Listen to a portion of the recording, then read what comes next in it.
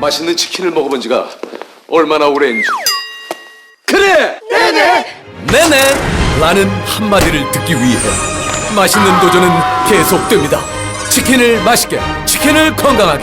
맛있다, 성공이야. 그럼요, 당연하죠. 네네 치킨.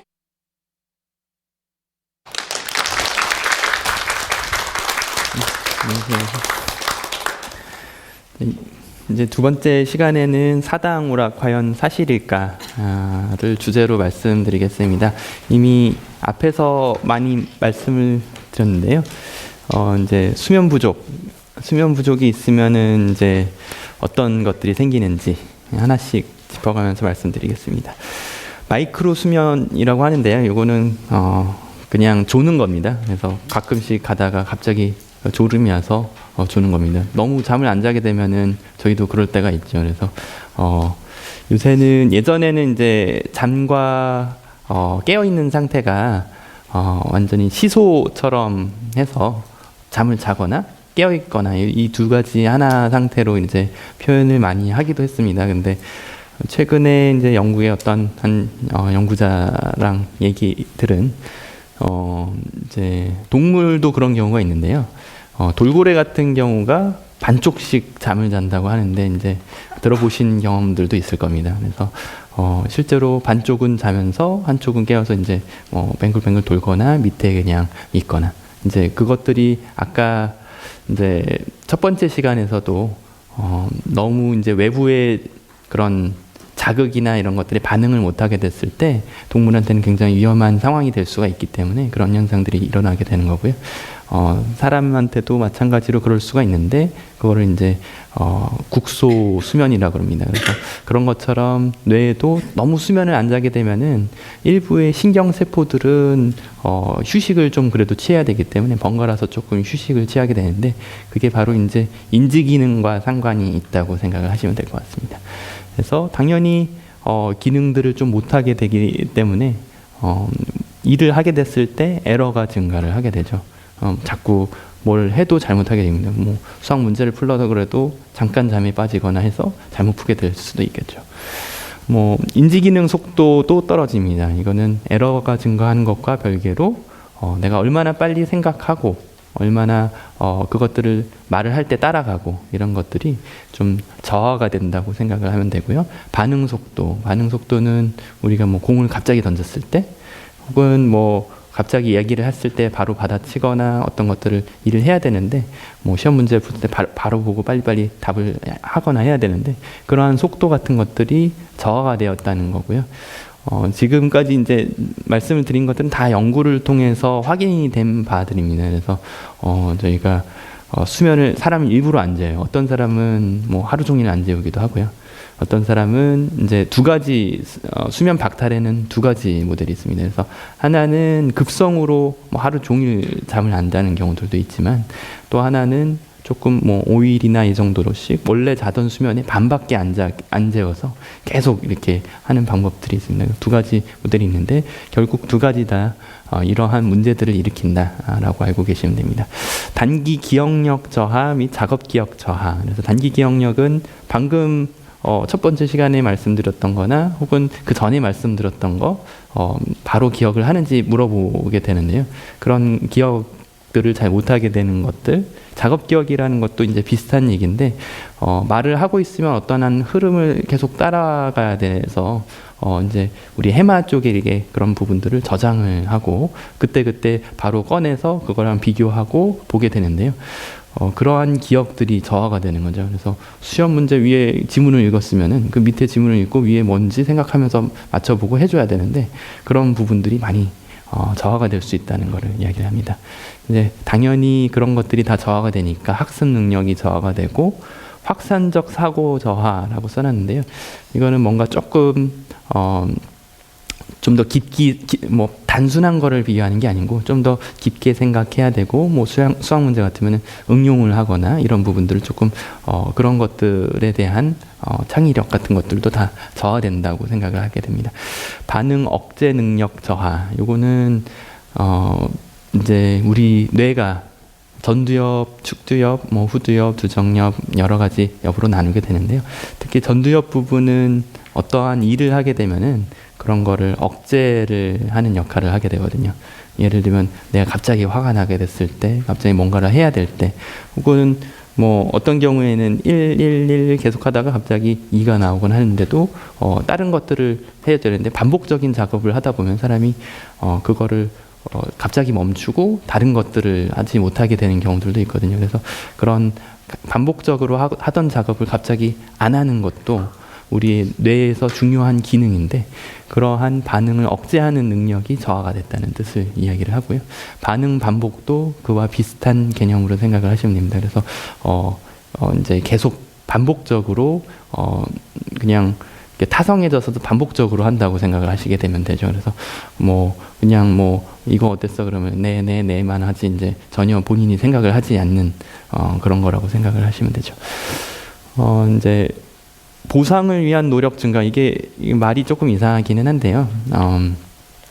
똑같은 일을 해야 될 때 어떤 사람들은 힘을 들이지 않고 간단하게 할 수 있는 일들이 있습니다. 그냥 뭐 당연히 이제 뇌의 많은 부분들이 깨어 있고 살아 있고 이랬을 때에는 그냥 힘을 들이지 않고 금방 문제를 풀거나 이걸 듣고 바로 이해가 되거나 하게 되는데요. 뭔가 예를 들면 지문을 이해하거나 뭔가를 봐서 이제 수학 문제를 풀거나 할 때도 굉장히 간단한 거 하나조차에도 더 많은 노력을 쏟아야 그게 실행이 되는 겁니다. 결국은 하기는 하는데 더 많은 노력을 들어서 했기 때문에 딴 사람보다 더 힘이 들고 그만큼 하는데도 더 힘이 들고 어려워지게 되는 거죠. 이제 작업 시간 증가할수록 이제 성과가 저하. 처음에는 비슷하죠. 처음에는 비슷한데 이제 시간이 지나고 이제 1교시 끝나고 2교시 끝나고 3교시 끝나고 이런 식으로 점점 시간이 지날수록 그 보상을 위해서 내가 잠을 못 잤다는 것 때문에 그런 능력이 떨어져 있기 때문에 더 많은 노력을 투여해서 했는데 근데 더 시간이 지날수록 이제 더 이상 버틸 수가 없는 거죠. 그러니까 그러한 성과들이 저하가 되고 이제 그런 것들이 기억들도 잘 못하게 되고 그런 것들이 있습니다. 필요 없는 행동 증가, 이거는 우리가 어떤 그 목적이 있으면은요 그 목적만 바로 봐야 되는데 예를 들면은 뭐 지문이 있다 그러면 필요 없는 지문은 과감히 이렇게 생략하고 가야 되는데 그거 하나를 끝까지 읽고 있는 거죠. 그러면서 쓸데없는 행동을 하게 되는 것들도 이제 수면 부족 때문에 다 생긴다 이렇게 생각을 하시면 되겠습니다. 그래서 아까 같은 그룹입니다. 그래서 그 독일 그룹에서 그러면은 수면을 적게 잔 그룹 이게 7시간 미만이거든요. 그러니까 요거는 8시간 이상. 그래서 수면을 적게 잔 그룹과 많이 잔 그룹 이제 성적이 어떻게 다르죠? 이제 적게 잔 그룹이 훨씬 성적이 안 좋게 나왔습니다.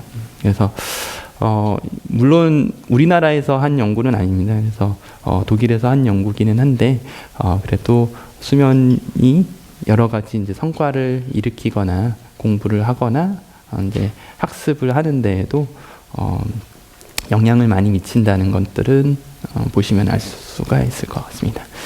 요거는 또 다른 그룹의 스웨덴 그룹에서 한 연구인데요. 여기서도 마찬가지로 수면이 제대로 못 잤을 때와 짧게 잤을 때 그럴 때 훨씬 그런 성적이 좋지 않다는 것을 표로 보여주고 있는 그림입니다. 그래서 사실은 뭐 그럼 사당오락 그래야지만 이제 성공을 할 수 있느냐? 벌써 답은 다 나왔죠. 그래서 수면 부족이 있게 되면은 당연히 이제 행동들이 느려지게 되고 그다음에 여러 가지 문제들이 있게 되고 뭐 에러도 증가하고 반응 속도, 작업 속도도 늦어지고 제대로 된 활동을 못 하게 되죠. 그래서 그러면 이제 이미 답은 나왔는데 또 뭘 말씀을 드릴까? 그래서 이제 수면은 지금은 이제 양에 대해서 사실은 말씀을 드렸고요. 근데 양이 중요하지만 이제 질도 굉장히 중요하게 됩니다. 그래서 잠을 자게 됐을 때 제대로 충분한 수면을 자는 것과 그렇지 않은 것은 좀 다르게 되죠. 이제 앞서 시간에서는 일주기성 장애와 기면증에 대해서 말씀을 드리면서 기면증은 졸림병이다. 그러니까 실제로 잠 자체에는 그 문제는 없고 졸림병이다. 그리고 이제 일주기성 장애는 다른 사람들과 시간적인 차이가 난다를 말씀드렸는데요. 이번 시간에는 그거보다는 실제로 수면의 시간 자체가 어떠느냐를 제일 처음에 지금 방금 말씀을 드린 거고, 잠을 못 자게 됐을 때는 굉장히 많은 문제가 생기더라는 이제 바로 말씀을 드렸습니다.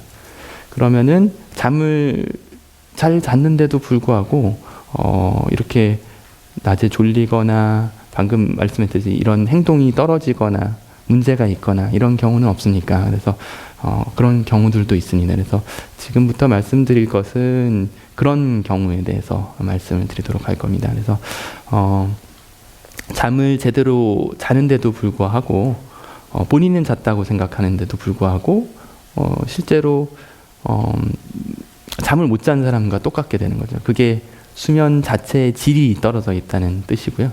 수면 자체의 질이 떨어져 있을 때에는 아무리 시간을 많이 잔다고 해도 제대로 이제 잠을 자면서 회복을 하지 못합니다. 이게 이제 그 중에 하나가 우리가 흔히들 코골이로 알고 있고 수면 무호흡증에 대한 이야기입니다. 이제 이게 베를린 설문지라는 건데요. 먼저 코를 곱니까 물어보죠. 예, 아니요. 그래서 뭐 예라고 고른다면 코골이가 얼마나 심한 정도입니까? 뭐 숨 쉬는 정도다, 말하는 정도다, 말하는 것보다 크다, 매우 크다. 뭐 그러면 말하는 소리도 안 들릴 정도로 매우 큰 사람들도 있습니다. 그걸 얼마나 자주 곱니까? 거의 매일 곱다. 그다음에 뭐 한 일주일에 3, 4회, 1, 2회, 한 달에 1, 2회 또는 뭐 거의 안 건다. 그래서 코골이가 다른 사람을 괴롭게 합니까? 그래서 뭐 예, 아니요, 모르겠다. 수면 중에 숨을 멈추는 것이 얼마나 자주 다른 사람에게 관찰이 됩니까? 거의 매일, 뭐 관찰되지 않는다까지 여러 가지로 있습니다. 이제 사실은 수면 중에 숨을 멈추는 것은 관찰되는 경우가 사실 그렇게 많지는 않습니다. 이미 관찰된다고 하면은 아마 수면 다원 검사를 통해서 확인을 하면은 굉장히 문제가 심각한 경우들이 많이 있고요. 이제 그 이후에 또 나오는 질문이 비슷하죠. 그래서 아침에 잠에서 깨면 피로합니까? 그래서 잠을 자고 났는데도 필요한 거예요. 원래는 이제 자고 나면은 좀 편안해지고 좀 개운해지고 자고 났으니까 좀 그런 맛이 있어야 되는데 그렇게 없고 계속 필요한 거죠. 낮에 깨어 있을 때 필요합니까? 그래서 이것도 이제 거의 매일 뭐 전혀 그렇지 않다까지. 시내에서 차를 운전할 때 졸음에 빠진 적이 있습니까? 그래서 이거는 뭐 예, 아니요. 뭐 학생들한테는 해당되지는 않겠죠. 그리고 얼마나 자주 운전 중에 졸음이 빠집니까? 그리고 고혈압이 있습니까? 학생들도 요새는 이제 고혈압이 있는 경우들이 많이 있습니다. 그래서 이런 부분들이 증상과 징후들이라고 보면 됩니다. 그래서 코골이가 있는 경우, 아까 말씀드렸던 거, 무호흡증이 다른 사람에 의해서 관찰되는 경우, 자면서 갑자기 숨을 몰아쉬고 이러면서 숨을 좀 몰아쉰다거나 숨을 헐떡거리는 증상이 보이는 경우.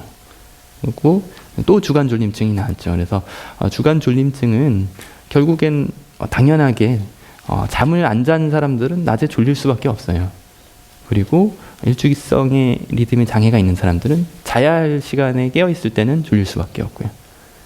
그리고 수면의 질에 문제가 있을 때에는 자도 주간졸림증이 생기게 됩니다. 그래서 이제 기면증이라는 거는 이러한 전혀 문제가 없는데 그런 것까지 확인했는데 없는데 졸린다. 그럴 때에만 기면증이지 사실은 많은 경우가 다 기면증이라고 알고 있는 많은 경우가 다른 병에 의한 경우가 많고요. 수면무호흡증은 굉장히 흔해서 제가 이제 그 중에서도 제일 첫 번째로 말씀을 드린 겁니다.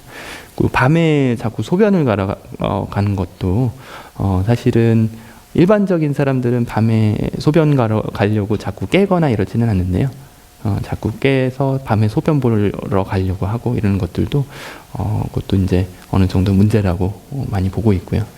기분장애, 이거는 이제 일반적인 부분입니다. 그래서 잠을 못 자면 낮에 짜증나고 피곤하고 힘들게 되는데요.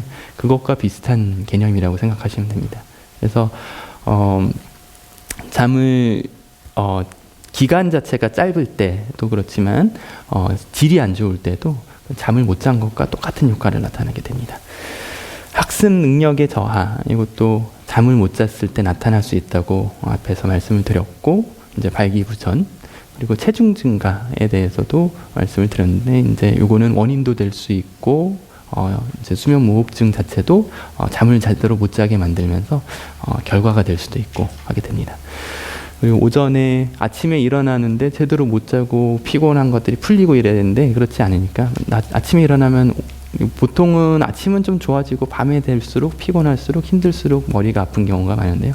오히려 아침에 일어나는데 더 머리가 아프다고 이러는 친구들이 있습니다. 그러면 이런 것들이 아닌지도 생각을 해봐야 되고, 아침에 일어났는데 입이 마르거나 목이 마르거나 이런 경우는 입을 벌리고 자거나 이제 자꾸 그런 공기들의 마찰 같은 것들이 생기고 하기 때문에 이런 증상들이 같이 생길 수가 있고요.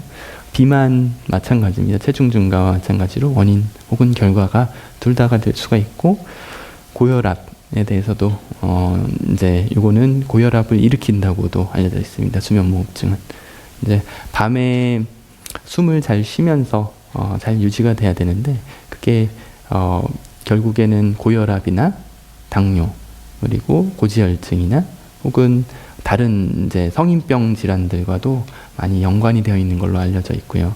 그래서 수면무호흡증 그 자체는 그냥 코만 골고 남만 불편하게 하지 우리랑 크게 문제가 안 되는 게 아닌가 이렇게 생각을 할 수 있는데, 이제 저희가 이제 병원에서 환자를 보다 보면은 90% 미만으로 산소 이제 수치가 떨어지는 경우가 있어요. 그러면은 병원에서는 저희가 굉장히 놀랍니다. 이제 간호사들도 놀래고 그러면서 다들 쫓아가서 이거 빨리 숨을 못 쉬시는데 숨을 쉬게 산소도 드리고 해야 되지 않느냐 이렇게 하게 되는데, 많은 경우들이 수면 무호흡증 환자들입니다.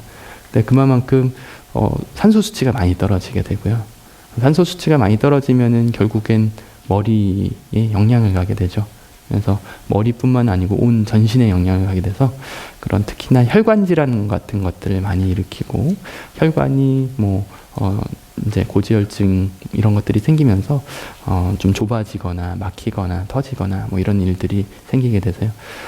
이런 것들은 사전에 미리 예방을 해야 되는 걸로 알려져 있고, 예방을 할 경우에는 그런 합병증들을 좀 줄일 수 있는 걸로 알려져 있습니다. 구강 인두 구조적 문제, 이거는 무슨 얘기냐 하면은요, 보통 턱이 작고 좀 뒤로 들어가 있는 경우들이 많이 생깁니다. 그래서 저희가 다들 V라인 좋아하고 그래서 그 턱 깎고 뒤로 집어넣고 이러는 수술을 하기도 하는데요. 그거는 수면 무호흡증 이제 보는 사람으로서는 오히려 환자가 늘어나는 셈입니다. 그래서 환자들이 많이 늘어날 수가 있는 상황이고요. 턱이 들어간다는 건 뭐냐면은 이게 자면서는 뒤로 이렇게 보통 이제 누워 있으니까요. 턱이 들어가면서 이제 그 숨을 쉬는 기도 이런 부분들이 좀 막히게 되고요. 결국 그것 때문에 수면 무호흡증이 발생을 하게 됩니다. 그래서 이제 수면 무호흡증의 치료는 여러 가지가 있습니다.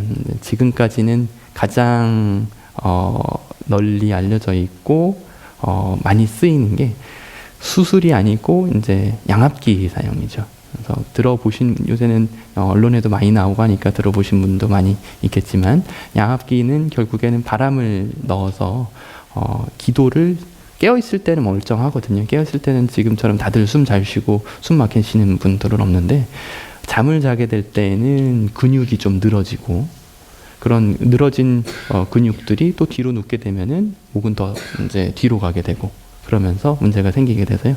그런 기도를 좀 유지하게 해주려고 그러니까 이제 바람을 넣어주는 거죠. 그래서 불어 넣어줘서 그 기도가 열려 있게 합니다. 그래서 열려 있게 하면은 숨을 쉴 때 처음에는 좀 불편하긴 한데요. 나중에 잘 때는 아침에 두통도 없어지고 낮에 잠을 자도 이제는 잔 것 같고 많은 증상들이 좋아지는 것들을 관찰합니다. 그래서 그런 치료를 하게 되는데요. 이런 구강인두 구조적 문제 같은 턱이 작거나 애초에 턱이 작거나 뒤로 많이 들어가 있는 경우들은요. 이제 이런 양압기 치료 말고도 입을 이제 잘 때 턱을 조금 앞쪽으로 오히려 빼주면서 뒤에 있는 숨을 쉬는 공간을 좀 늘려주는 방법을 사용을 하기도 하죠. 그게 이제 구강인두 구조적 문제 및 하악후퇴증에 대한 말씀을 드린 겁니다. 수술은 이제 역할은 있기는 한데 아직까지도 이렇게 최선의 치료라고 보고 있지는 않습니다. 그래서 첫 시간에 말씀드렸던 히프노그램이라는 것들이 위에서 보이고 있습니다. 그래서 다시 이제 설명을 드리면은 이제 수면 무호흡증 환자인데요. 여기서 이제 야간 수면 다원 검사를 시행을 한 겁니다. 아까도 말씀드렸듯이 야간 수면 다원 검사는 이게 이제 뇌파의 결과고요. 머리에다가 뇌파를 붙여서 이 사람이 깨어 있는지 자고 있는지 혹은 수면 상태가 어느 정도인지를 측정을 한다고 첫 번째 시간에서 말씀을 드렸습니다. 두 번째는 이제 사람이 왼쪽으로 누웠는지 오른쪽으로 누웠는지 혹은 똑바로 누워 있는지 보는 사람이 어떻게 누워 있는지를 보고 있는 것들을 보게 되는 거고요. 이거는 이제 산소 수치입니다. 아까 말씀드렸듯이 90% 미만이 되게 되면은 문제가 있다는데 이분은 굉장히 많이 떨어지죠. 그 다음에는 심장입니다. 심장 박동도 어떻게 움직이는지 보게 되고, 그 다음에 요거는 이제 코골이입니다. 코골이가 어떤지, 그 다음에 여기 코골이가 있을 때 혹시 숨을 쉬는지 안 쉬는지, 숨은 어떻게 쉬는지에 대한 것들을 좀 보게 됩니다. 그래서 하나하나 설명을 다시 드리면은, 보시면은 이제 11시죠. 밤 11시인데요. 한 10시 한 45분쯤에 불을 끄고 이제 주무세요 그랬는데 벌써 이분은 금방 잠이 들었습니다. 그래서 어떤 분들은 나는 바로 누우면 잠을 자. 그래서 아무 문제가 없어. 고는 골긴 하지만 누우면 잠을 자고 아무 문제 없다고. 자기는 코도 안 곤다고. 본인은 모르시는 분들도 꽤 있더라고요. 그래서 주변 사람들은 다 아는데, 그래서 그런 경우에는 본인은 정말 보시다시피 바로 잡니다. 바로 자고요. 좀 특이한 거는 첫 번째 그 시간에서 말씀드렸던 것에서는 2시간 정도 후에 렘 수면, 빨갛게 보이는 게 렘 수면이거든요. 렘 수면이 나오는데 이분은 눕자마자 렘 수면이 나오죠. 그리고 이때 중간에 깨고 다시 자고, 그리고 보다시피 3단계, 요새는 3단계까지 간다 그랬는데요. 깊은 단계 수면까지는 잘 빠져들지는 않습니다. 계속 2단계 수면을 자고 있고요. 그 다음에 요게 다시 렘 수면 갔다가 자다가 중간에 조금씩 깨지만 다시 또 세 번째 렘 수면, 이때 또 렘 수면, 그리고 자다가 한 5시 지나서 이제 깨게 된 겁니다. 근데 요거는 이제 뇌파상에서 저희가 완전히 깨어 있지는 않지만 중간중간에 뇌파에서 깬 것들이 보일 때가 있어요. 그래서 저희가 그거를 체크를 하게 되는데 정상 같으면 이렇게 녹색으로 보여야 되는 분이 안 보여야 되겠죠. 근데 이미 계속 보입니다. 그래서 중간중간에 많이 깬다는 거를 볼 수가 있고요. 이거는 똑바로 누워 있는 경우가 쭉 있었는데 여기를 보면은 이제 이게 코골인데 하얗게 보이는 게 정상이죠. 하얗게 보이는 게. 근데 이렇게 까맣게 보이는 거는 계속 코를 골고 있다는 뜻이죠. 계속 코를 골고 있습니다. 근데 코를 골 때 숨을 쉬는지 안 쉬는지를 보는데 요거는 이제 숨을 전혀 안 쉬는 거예요. 그러니까 숨을 이렇게 쉬다가 이러면서 계속 안 쉬는데요. 그 시간이 보시다시피 한 1분 동안 안 쉬어요. 1분 동안. 좀 심하신 분 거를 갖고 왔습니다. 1분 동안 혹은 30초 동안, 기본 30초, 한 1분 동안 안 쉴 때가 꽤 많죠. 요게 이제 시간을 이야기를 하니까요. 그리고 요거는 쉬더라도 이제 제대로 못 쉰 저호흡증을 얘기합니다. 그래서 무호흡증이라는 거는 숨을 완전히 멈춘 경우는 무호흡증이라고 얘기를 하지만 실제로 무호흡증은 없고 이렇게 숨을 덜 쉬는 경우들이 있는 경우들도 있어요. 그래서 그런 저호흡증들도 관찰이 되고요. 요거는 이제 중추성 수면 무호흡증이 있는데 그거는 관찰이 되지만 않지만 이제 혼합돼서 생기는 경우들이 있는데요. 이제 이것도 많이 관찰이 되고 있습니다. 근데 보시다시피 그럴 때마다 산소 수치는 이제 원래는 정상은 한 98 이상, 100 정도 되는 게 정상인데 90 밑으로만 떨어져도 굉장히 놀랄 수치인데 80, 70, 거의 60 몇까지도 많이 떨어지거든요. 계속 떨어지거든요. 이게 위에서 하나의 줄로 원래는 가야 됩니다. 근데 이거는 위아래로 왔다 갔다 많이 한다는 거는 떨어지니까 하면서 깨죠. 그러니까 여기서 자꾸 깨어 있는 것들이 보이고 결국에는 이게 말하는 건 뭐냐면요. 수면 부족을 말하고 있죠. 이분은 계속 중간중간에 깨고 이러니까요. 수면을 자도 제대로 잔 게 아니고요. 계속 잠을 제대로 못 자고 있는 상태입니다. 이게 조금 더 자세히 보여준 건데 이제 뇌파, 그다음에 눈동자 움직임, 여기는 턱이나 이런데 근육 움직임, 팔다리에 붙여놓고 이제 코랑 입이랑 이제 가슴이랑 배랑 이렇게 벨트 같은 거를 차서 어떻게 움직이는지를 보여주는데요. 보시다시피 들이쉬고 내쉬고 들이쉬고 내쉬고 들이쉬고 내쉬고 하다가 하고 막혀서 계속 안 쉬고 있어요 지금. 보시다시피 그러면은 이때 산소 수치가 79까지 떨어지고 이제 들이쉬죠 또. 그러다가 또 멈추고. 그러니까 이때 또 깨게 되거든요. 뇌파에서는. 그래서 그런 식으로 반복적으로 그런 문제들이 생기는 게 수면무호흡증이고요. 대표적인 질환입니다. 그래서 그게 주간 졸림증이 있을 때도 꼭 생각해봐라. 어린 친구들한테도 있을 수가 있습니다. 그래서 이제 나이 든 사람들한테는 수술이나 뭐 이런 것보다도 또 양압기나 이런 쪽이 치료가 좋지만 학생들이나 이런 경우에는 이제 편도나 이런 부분들이 많이 보이는 경우들이 많이 있어서요. 사실 그 부분만 조절을 해줘도 좋아지는 경우들이 있기는 합니다. 불면증은 그 다음에 이제 또 말씀을 드리는데요. 우리가 흔히들 알고 있죠. 그래서 불면증은 잠이 들기 힘들어요. 그리고 잠을 자고도 계속 자는 게 아니고 자꾸 중간중간에 깨요. 혹은 너무 일찍 깨요. 그리고 자고 일어나도 잔 것 같지가 않습니다. 이것도 많이 본 얘기죠. 자고 일어나도 잔 것 같지가 않은 얘기가 앞에서도 방금 말씀을 드렸던 이런 수면 질환에서도 일어날 수 있는 겁니다. 근데 이거는 결국엔 다른 이유 없이도 이런 것들이 계속 반복이 되는 경우들을 이야기를 합니다. 그래서 잠을 제대로 못 자니까 또 낮에 피곤하고 집중력이 감소하고 사회적 기능도 떨어지고 감정 이상, 짜증이 나고 또 주간 졸림증을 호소하는 경우들도 있고요. 사실 그렇지 않은 경우들도 있습니다. 에너지도 감소하고 에러도 자주 발생하고 뭐 두통이나 소화기 장애 생기고 계속적으로 이제 걱정을 하게 되죠. 내가 잠을 잘 수 있을까 어떨까 이러면서 걱정을 하게 됩니다.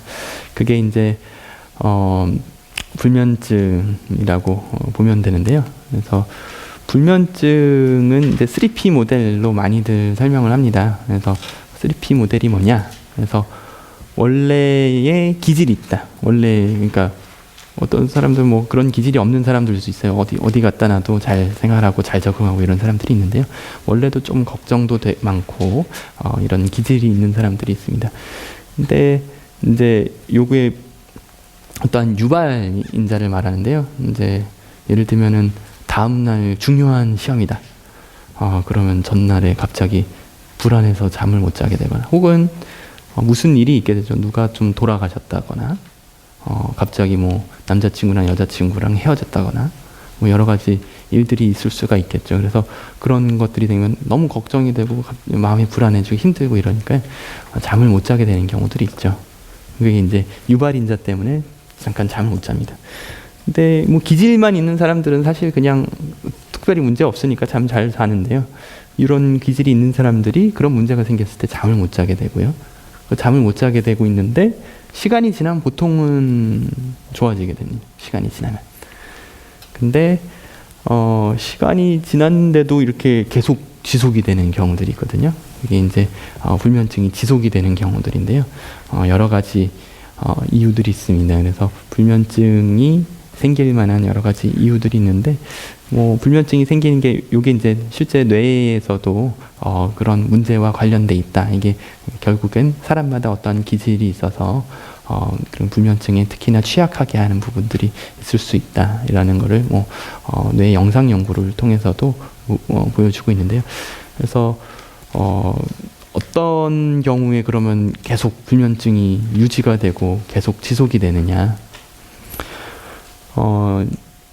이제 중요한 얘기 중에 하나가 이제 수면 위생입니다. 옆에 오른쪽에 써놓은 게 수면 위생인데요. 그래서 수면 위생을 잘 지켜줘야 이런 그 나중에 어떤 문제가 생겼을 때 이런 문제 때문에 또 잠을 못 자게 되거나 하지는 않습니다. 그래서 이런 것들이 잘 안 지켜지게 되거나 문제가 됐을 때에는 방금 말씀드렸듯이 계속 문제가 생기고 나서 지속이 되게 되는 요인이 될 수 있습니다. 그래서 수면 습관이 어떤지를 잘 봐야 되는데요.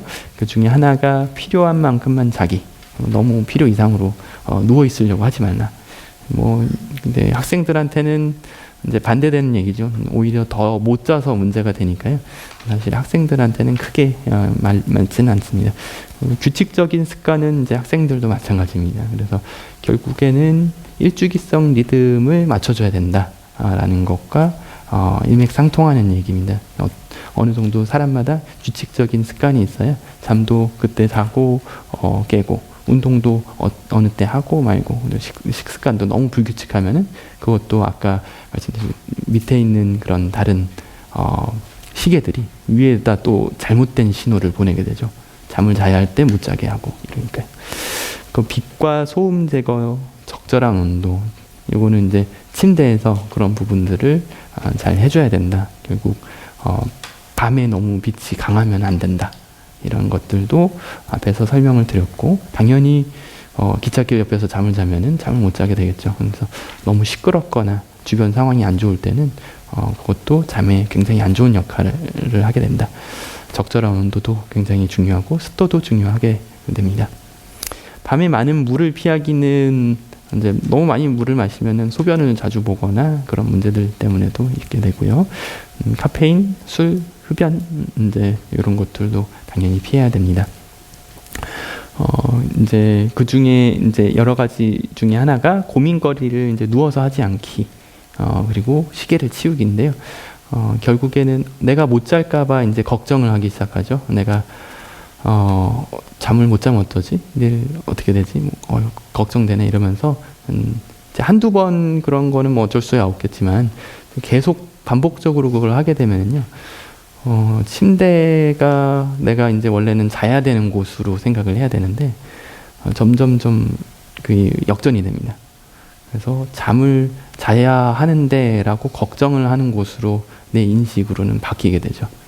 그래서 그런 경우에는 오히려 잠을 자기 위해서 걱정하느라고 잠을 못 자게 되는 역설적인 상황이 발생하기 때문에 오히려 침대에 누워서는 걱정하지 말라고 하고 밑에 잠자려고 노력하지 말아라가 같은 얘기입니다. 낮잠 자지 않기는 당연한 얘기겠죠. 이게 잠을 안 자고 있어야 밤에 졸리는데 낮에 자고 나면은 밤에 자고 싶은 부분들이 사라지게 돼서요. 잘 졸리지가 않게 됩니다. 그래서 밤에 잠을 제대로 못 자게 되죠. 그래서 자극통제요법, 수면제한요법 이렇게 말씀을 드렸는데 자극통제요법이 결국에는 하는 게 그 잠을 자는 곳이 그 자는 곳이 잠을 자는 곳이라고 인식을 하게 만드는 것이에요. 고민을 하거나 딴 생각을 하거나 하는 곳이 아니고요. 잠을 자게 하는 곳이라고 인식을 하게 만드는 게 자극통제요법이라고 생각하시면 되고, 수면제한요법은 이제 오히려 잠을 역설적으로 좀 덜 자게 만들다가 나중에 점점점 또 자게 만드는 방법들이 있습니다. 그래서 잠이 안 온다고 할 때 잠깐 뭐 그랬을 때는 뭐 수면제 한두 번 복용하는 거는 나쁘진 않을 수는 있습니다. 근데 장기적으로 복용하거나 할 때에는 수면은 오히려 수면제는 효과를 잃어버리게 되고 계속 거기에만 의존을 하게 되기 때문에 혹시나 이제 친구들 중에 그런 친구들이 있으면은 이런 수면 위생 방법을 사용해서 이것만 조절하더라도 좋게 될 수 있다라는 거를 설명을 드렸습니다. 다음은 이제 하지불안 증후군에 대해서 설명을 드리겠습니다. 하지불안 증후군은 앞에 이제 잠을 자고 싶을 때 잠이 안 온다라고 말씀을 드렸는데요. 다른 이유가 없을 때라고 말씀을 드렸습니다. 근데 이제 잠을 자고 싶을 때 잠이 잘 안 오게 만드는 다른 이유 중에 하나가 하지불안 증후군이라고 생각하면 되고요. 이게 잠을 잘 때 자꾸 다리가 불편하거나 뭔가 이상한 느낌이 들거나 혹은 그렇지는 않은데도 자꾸 움직이고 싶고 이런 충동이 들게 하는 병들을 이야기를 합니다. 그래서 요거는 이런 움직이고자 하는 충동 혹은 뭐 벌레가 기어가는 느낌 이런 불쾌한 감각들이 주로 다리 쪽에 있을 때 움직이지 않을 때는 그때 좀 더 심해지고 더 힘들어져서요. 가만히 있지 못하고 결국은 좀 움직이게 되고요. 그러니까 잠을 자려고 누워 있는데 가만히 있으니까 그게 힘들어서 자꾸 움직이고 막 다리 주무르거나 좀 돌아다니거나 이렇게 되는 사람들이 있습니다. 걷거나 스트레칭 같은 거 하면서 운동하고 최소한 운동을 지속할 때에는 좀 완화가 된다고 하는 게 결국 같은 의미고요. 나쁘다는 주로 이제 밤에 더 심해집니다. 이제 그냥 밤에 누워 있어서 그런 거 아니냐 그럴 수도 있는데 이것도 이제 일주기성 리듬이 관여를 하고 있어서 주로 밤에 좀 더 심하다는 것들이 알려져 있습니다. 그래서 이렇게 어디가 더 심하냐 그러면은 제일 이제 심한 데가 여기 다리처럼 저희가 한 200명 이상의 사람들을 모아서 그림을 그려봐서 이제 합쳐본 겁니다. 그래서 저희 환자들 합쳐봤을 때 이제 다리 종아리 부분이 좀 심한 경우도 있는데 보시다시피 이제 팔 이런 데도 그런 증상이 있어서 자꾸 움직이거나 하시는 분들이 있습니다. 요거는 좀 덜 심할 때, 더 심할 때, 점점 더 심해졌을 때 이러는 경우들이 있는데요. 하지불안 증후군은 그럼 왜 생깁니까? 그리고 누구한테 발생을 합니까? 어떨 때 의심을 할 수 있습니까? 그래서 여자들한테 조금 더 많이 생기는 걸로 알려져 있습니다. 그래서 많이 생기는 이유는 철분과 연관이 많이 돼 있다고 알려져 있고요. 철분과 연관이 많이 돼 있기 때문에 특히나 이제 주산기의 여성들이 좀 더 당연히 심하게 될 수 있죠.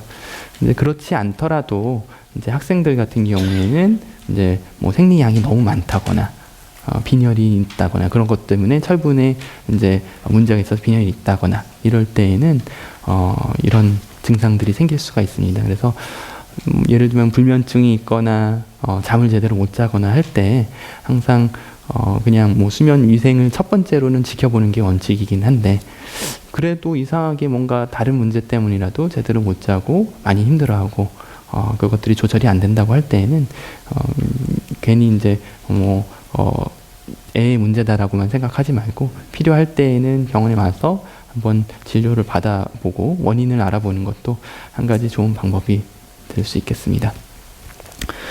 그래서 이제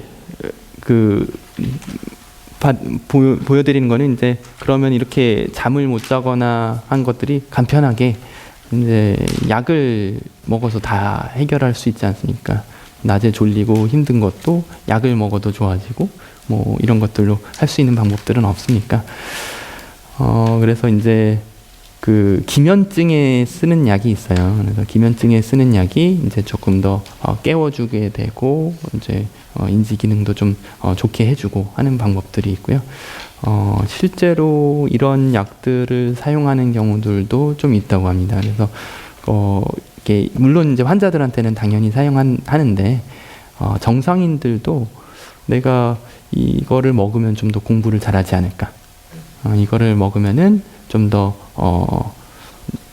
나은 성적을 받지는 않을까 이러한 목적으로 사용을 하는 경우들도 있다고 합니다. 그런데 그게 과연 바람직한 것일까요? 그래서 아직도 그것들에 대해서는 정확한 얘기들이 없기는 하지만 저 개인적으로는 약의 힘을 빌어서 무조건 하는 것들은 그렇게 바람직하지는 않을 수 있을 거라고 생각합니다. 그리고 좀 다들 그렇게 생각하고요. 그런 이유들 중에 하나는요. 어떤 약이든지 부작용이 있게 마련이거든요. 그리고 잠깐 먹었을 때는 큰 문제가 없는 경우들이 있는데 이거를 장기간 복용하거나 그랬을 때는 결국은 또 문제가 발생하는 경우들이 있습니다.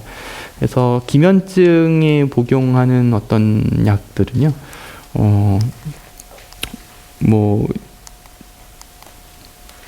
마약 성분이 있는 것들이 있어요. 그래서 이제 실제로 그래서 기면증에 써야 되는데 국내에는 워낙 이제 마약을 관리를 철저히 하다 보니까 애초에 들어오지 않는 그런 약들도 있습니다. 그래서 국내에서는 구하지 못하는 약들도 있어서 이제 물론 사용에 제한되기는 하지만 그만큼 그건 뭐냐면은 의존성이 있다는 뜻이거든요. 그 약을 끊으면 어쩔 수 없고 살 수 없고 뭐 이런 의존성이 생긴다는 얘기인데요. 그래서 그 앞에서 보여드렸던 약은 그런 것까지는 심하지는 않은데 그래도 계속 반복적으로 복용했을 때는 어떠한 문제가 있는지 아주 자세하게 연구가 된 바가 없고 그런 상황에서 아이한테 계속 약을 먹이는 것도 그렇게 저는 바람직하다고 생각하지는 않습니다.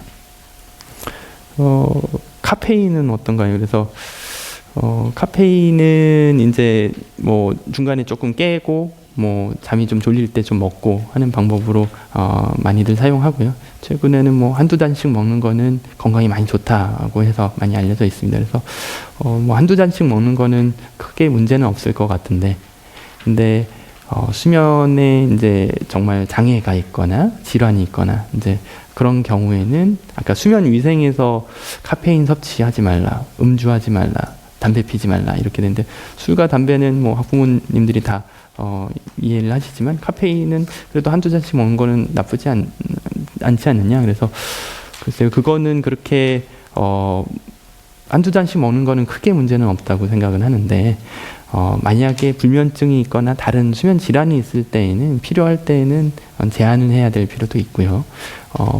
그리고 너무 과도한 카페인이나 이런 것들은 오히려 이제 가슴이 두근거리거나 불안하게 만들거나 이러는 경우들도 있습니다. 저 같은 경우에도 카페인을 마시면 좀 불안하고 손이 좀 떨리고 이런 경우들이 있어서 보통 섭취는 하지는 않고 있거든요. 그래서 이건 사람마다 그거는 좀 다른 것 같습니다. 그래서 그 연구 중에 그래서 카페인을 먹으면 어떠냐라는 연구들이 있습니다. 이게 약간 그림을 늘리면서 어긋나긴 했는데요. 이게 아침형 인간, 아니 저녁형 인간, 이게 이제 아침형 인간이라고 생각하시면 됩니다. 그래서 저녁형 인간과 아침형 인간이고, 요거는 카페인인데 0, 1, 2, 3인데 하나도 안 먹는 군과 3잔 먹는 군 이렇게 비교를 해봤어요. 이게 성적이죠. 그래서 A, B, 이게 B보다 더 낮은 거 이렇게 세 군으로 분류를 했습니다. 했더니 성적이 그래도 A가 제일 많은 군이 어디냐 봤더니 아침형 인간 중에 커피를 하나도 안 마시는 군. 그리고 아침형이 인간인데 세 잔 이상 마시는 군은 보시다시피 44.4 이 차이가 있더라고요. 그래서 실제로 그러면 이게 성적이 차이가 있느냐, 그거는 뭐 제가 우리나라에서 연구한 거는 없어서 외국 자료를 이것도 갖고 왔는데, 글쎄요, 그게 성적에 도움이 될지는 저도 의문이긴 합니다. 그래서 일단은 그거는 그렇게 말씀드리고요. 그래서 아까처럼 내가 그러면 좀 좋아지게 만들고 성적도 향상하고 좀 깨날 수 있고, 그 다음에 좀 더 집중을 잘 하게 만들고 인지 능력도 향상시켜주는 지켜줄 수 있다는 그러니까 기면증에 쓰는 약 같은 것들은 먹는 사람들이 외국에서는 있다 그래요. 외국에서는 꽤 있다 그래서 결국에 뭐 처방을 받아서 먹어야 되는 약이긴 한데, 근데 이렇게 주쿠대에서는 여기다 아예 써놨습니다. 이런 약들을 먹는 거는, 이런 성적을 향상시키기 위해서 이런 약들을 먹는 거는 이거는 그 치팅이다, 문제가 있다, 이런 학교 규율에 아예 적어놓기도 했습니다. 그래서 그런 약들은 실제 운동선수나 이런 경우에서도 먹게 되면은 도핑에 걸리게 된다고 알려져 있고요. 그래서 아까도 말씀드렸듯이 일반적으로 약을 굳이 먹어야 될 필요가 없을 때 약을 일부러 찾는 것은 여러 가지 문제가 물론 건강상에도 문제가 있지만 이러한 윤리적인 문제도 생각을 해봐야 된다. 뭐 이런 얘기들도 많이 있습니다. 이 다음은 수면. 그래서 수면이 이제 군대 가는 친구들은 어떨까요? 그래서 군대 가는 친구들한테도 그 신체 등급을 매기게 되는데 이런 실제로 신체 등급에 이런 것들이 있습니다. 그래서 코골이나 수면무호흡증이 심한 경우에는 이제 몇 급으로 분류되고 기면증이 이제 심한 경우에도 몇 급으로 분류되더라 이런 얘기들이 있는데요. 결국은 이제 그런 이유들도 군대에서는 이제 공부를 하는 것처럼 중요하게 이제 나라를 지키고 해야 되기 때문에 잘 깨어 있고 활동을 잘 해야 되는데 그러한 기능들을 제대로 못하기 때문에 이런 규정까지 이제 만들어 갖고 이야기를 하게 됩니다. 그래서 결론적으로 이제 다 말씀을 드리면은 수면의 부족은 여러 가지 영향을 미치게 됩니다. 그래서 수면의 부족은 인지 기능에 많은 영향을 미치게 되고 낮에 활동에도 많은 영향을 미치게 됩니다. 그래서 충분한 수면을 자는 것은 굉장히 중요하고요. 그래서 수면을 계속적으로 반복적으로 못 자게 됐을 때에는 이제 그거 자체만으로 인해서도 여러 가지 심혈관계 질환이라든지 다른 문제들을 많이 일으키는 걸로 알려져 있습니다. 특히 요새 많이 얘기가 나오고 있는 것들이 이제 대사증후군, 비만 이런 것들인데요. 비만이나 대사증후군 같은 경우에도 많은 영향을 미치게 됩니다. 우리가 흔히들 잠을 많이 자고 에너지를 밤에 안 쏟고 낮에 열심히 일하고 이러니까 오히려 수면을 안 자면은 또 살이 빠질 것처럼 생각을 하게 되는데요. 그 깨어있는 시간에 또 더 먹게 되고 그런 부분들이 또 식욕을 좀 더 자극을 하게 된다고 알려져 있습니다. 그래서 활동하는 것보다도 더 많은 양의 음식이나 것들을 섭취를 하기 때문에 오히려 비만이나 이런 것들이 생기게 되고요.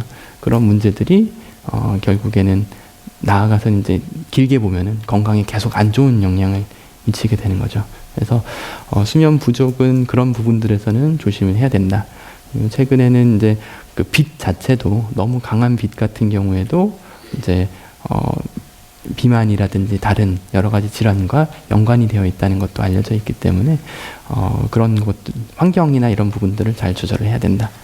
그리고 두 번째 말씀드렸던 거는 이제 잠을 단순히 못 자는 게 아니고 잘 자는데도 불구하고 중간에 자꾸 깬다거나 하는 경우에는 이제 크게 수면 무호흡증에 대한 말씀을 드렸는데요. 수면 무호흡증은 잠을 중간중간에 계속 깨니까 낮에 피곤하고 졸리고 산소도 제대로 안 가니까 힘들고 이런 부분들이 있는데요. 그 외에도 주기성 사지 운동이라는 또 다른 병이 있습니다. 이거는 이제 아까 말씀을 안 드리긴 했지만 하지불안 증후군이라는 병에서 많이 동반이 되어 있는 걸로 알려져 있고요. 자면서 자꾸 다리를 툭툭 차면서 자는 거예요. 그래서 그것 때문에 중간에 좀 깨고 잠을 제대로 자지 못한다 이러면은 그것도 주기성 운동 장애까지 이야기를 하면서 치료를 하기도 합니다.